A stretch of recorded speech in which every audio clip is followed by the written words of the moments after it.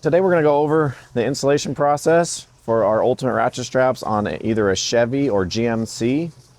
So we got a 4-pack here. We're going to go on all 4 corners, and what you're going to get in the box, you get 4 straps and 4 hardware packs.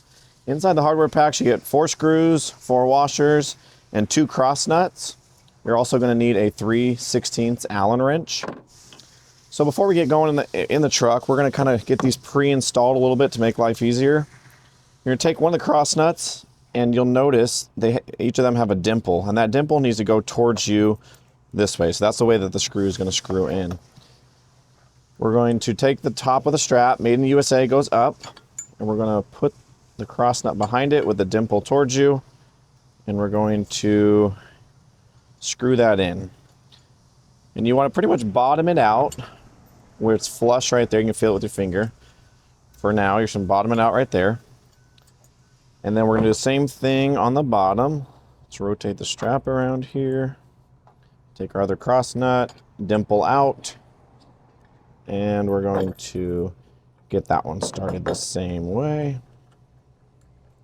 All right. So now when you flip them over, we're kind of creating 2 little hooks here, and those are going to hook inside the truck.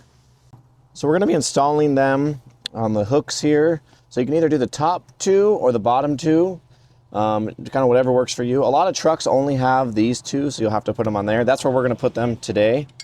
You're going to grab the strap and the cross nuts that we just installed, and put your fingers on the screws here to kind of make hooks out of these.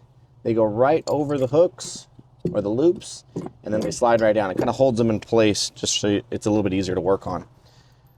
Now grab one of your other screws. You're going to kind of hold the cross nut kind of straight. You just want to not let it flop around in there.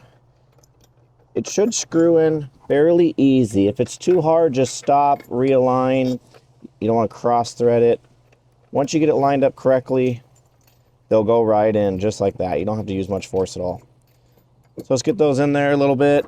Then we'll move to the bottom one. You don't want to tighten the top all the way yet. Same thing, reach your fingers behind.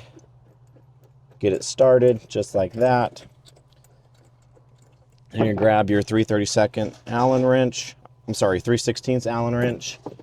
And just go back and forth, top, bottom. You want to do it nice and evenly so that cross nut does not get all crooked in there.